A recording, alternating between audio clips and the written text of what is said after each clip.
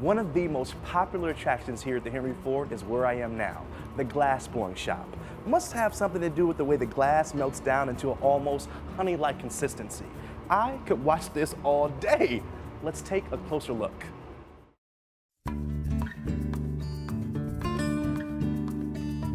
I got started in glassblowing through college. I went to the College for Creative Studies in downtown Detroit, and while I was there, I was kind of an undecided student and fell into a glassblowing class and changed my major right then and there.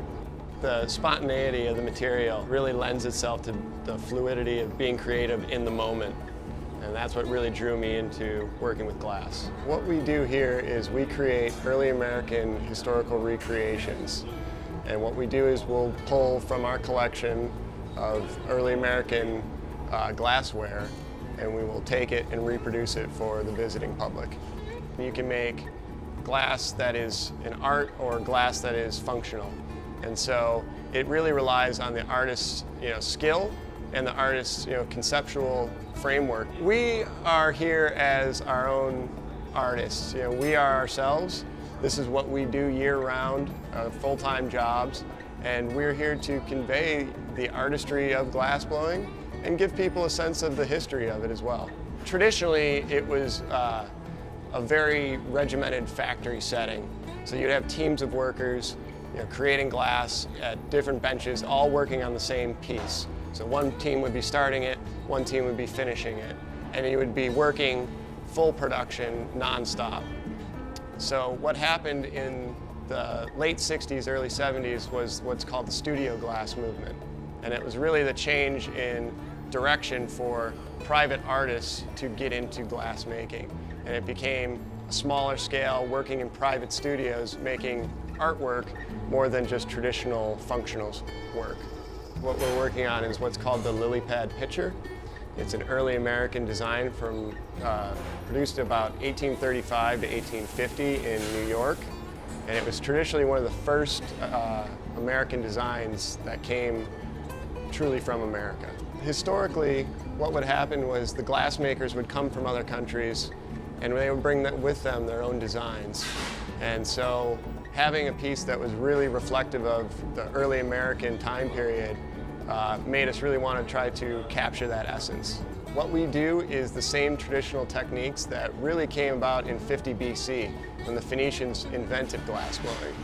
All the tools are pretty much exactly the same. They kind of got them right out of the box, but we will use the same traditional techniques, just modern technology to fuel our furnaces.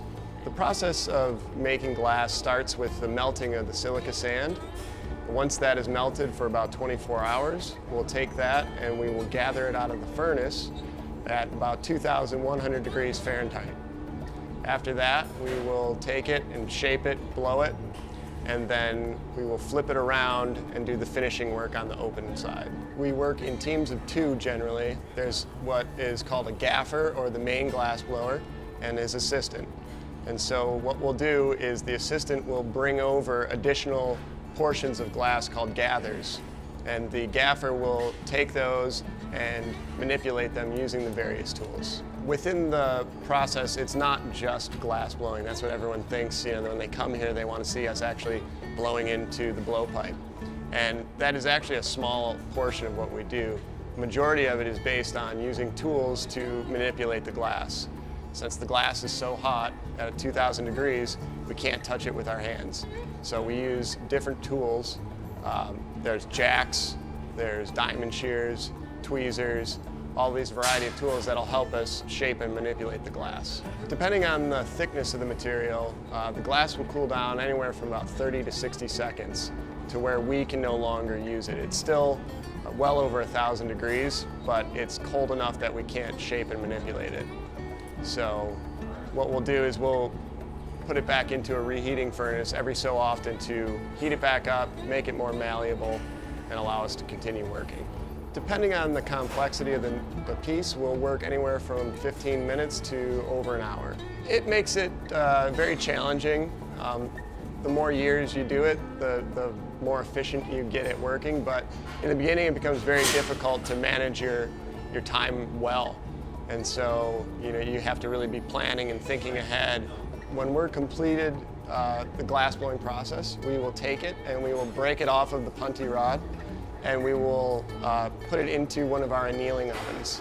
It's basically a big electric kiln, and it's set at 900 degrees. At the end of the day, we will run a computer program that will slowly cool it down about 50 degrees an hour.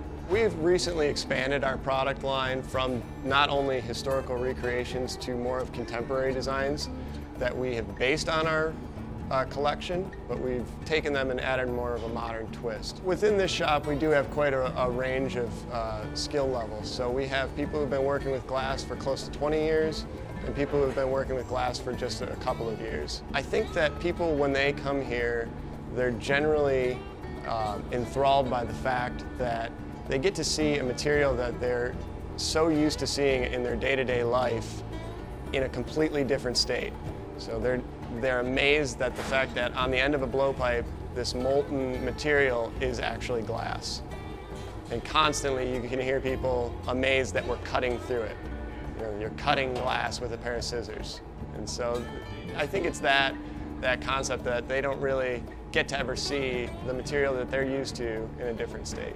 I think it is important that we keep this tradition of handmade objects alive, because for that fact that everything today is so mechanized. You can go to a store and get glasses that are made by a machine for pennies on the dollar, but when you get a piece that is handmade by an artist, you really get to capture that moment when the artist was creating it. And I feel like that is what will never go away. People will always want that.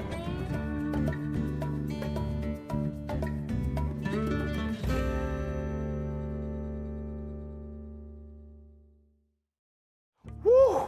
Did you see how hot it gets? I was burning up. I had to get out of there and make my way over to the tin shop, where artisans are carefully crafting mugs, hurricane candle holders, and more using all hand-powered tools.